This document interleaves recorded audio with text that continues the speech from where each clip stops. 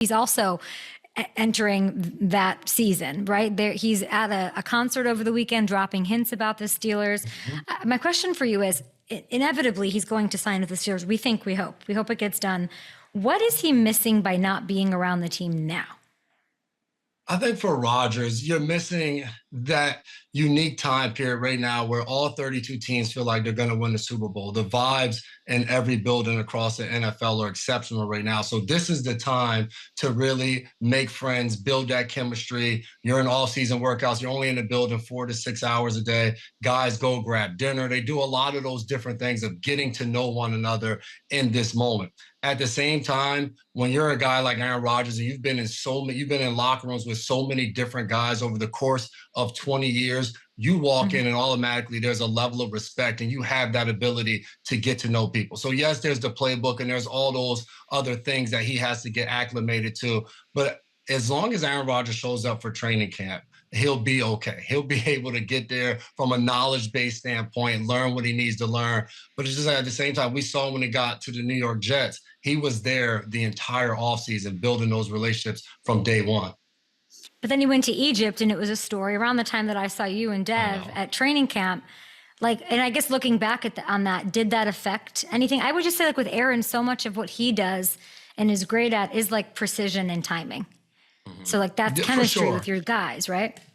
For sure. And I think training camp gives you plenty of time to do that. Would you love for him to be there if you're the Pittsburgh Steelers right now? Absolutely. If you're Cam Hayward, if you're TJ Watt, you want to be picking Aaron Rodgers' brain when you're out there at OTAs or mandatory minicamp, all of those different things and all of those touch points where you get to build and start to figure out as a team and your identity and all of those different things. But I do also know as you get older and you're playing in the league, there are things in your life that kind of just, it takes priority over some other things. So for Rodgers, it might be more important that, hey, I'm just at home and I'm relaxed and I don't have to show up and do everything right now. For the Steelers, do you look at that as a red flag and say, hey, does he really want to play football that bad? Is he trying to get to a championship that bad if he's not there now and being able to put the work in? But for them right now, Omar Khan and Mike Tomlin, what is the alternative? Like you don't have another guy to say, we're going to go out and get this guy. So you're waiting on a guy like Aaron Rodgers.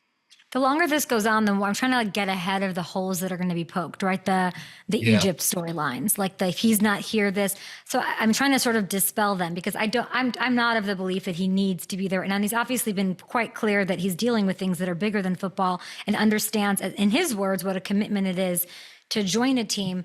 I just wonder, like, because I'm looking at is there any, at any point does it affect like a Cam Hayward where he's like, let's go, like at any point does it get like, is there an expiration date? Is there, you're saying training camp.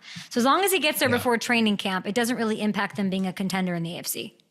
Yeah, and I think it's how you show up, too. I think for a guy like Cam Hayward, Rodgers shows up, he's ready to work, he's into it from day one. He shows up and he's telling DK what to run on this route. He's helping guys in the slot, and he's talking to all of the different players and saying, hey, this is what I did in Green Bay. This is the way we did it here. The year we won the Super Bowl, we were able to do some of these things. I think that's what matters. Once he shows up, the energy that he brings every single day, the knowledge that he brings every single day, he has to be all in. And I think as veterans on that team, you recognize that right away because you got to imagine you're a guy on that offensive side of the ball. When Rodgers walks in to an offensive meeting and he starts to talk, everybody's going to sit up straight in their chair. And I know people will criticize the play and the way he did it with the Jets and say that he's fallen off and all of those things. Still, when you're a player and you love this game and you've studied this game and you grew up watching somebody do it at an extremely high level, whether they're still playing at that level or not, when they walk in, they command a room. So I think it's more about how he shows up, if he's already in shape. Because I promise you, if I'm a defender and I've watched different quarterbacks since Big Ben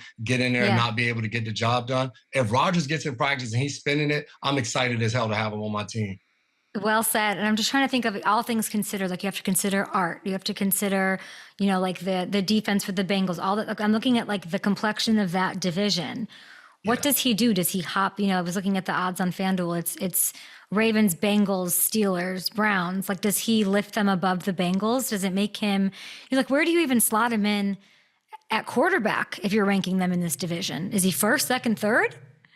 No, he's third. I mean, you look at Lamar Jackson and Joe Burrow are the cream of the crop in that division. He's not taking a seat away from either one of those guys. I mean, with the Cleveland Browns, he's ahead of them by default because we don't know who the hell's going to be under center week one as they figure out which quarterback is going to be the starter. I think Rodgers, you look at the Bengals and you look at the Steelers. We know what the Bengals are on the offensive side of the ball. For the Bengals, defensively, we don't know if Trey Hendrickson is going to be there, if he's showing up when training camp rolls around with the contract situation that he's going through. Everything is pointed to Al Golden being awesome since he's shown up and he's been in the building. Everybody's fired up from that standpoint. They've drafted extremely high on the defensive side of the ball since getting Joe Burrow. Can they get some of those draft picks to come through and really start to shine and show up for them? Because that's going to be the major thing. When you pay that much money on the offensive side of the ball, the question mark is, can the Bengals keep up defensively? Burrow and Chase had career years last year, NFL history type of years, and they still missed the playoffs. So I think for you bringing a guy like Rodgers and what the Steelers have defensively, they were in the playoffs last year with Russ and with Justin Fields not playing great football. You can argue that Rodgers was just as good as both of those guys a year ago and maybe can take them a step further. It's well said, and they've got to get those something out of those rookies in Cincinnati, but they also have to get them signed. Yes. Shamar. Yeah. Like what are we doing? I don't know what we're doing, but I'm hopeful. You know, it doesn't make me feel great.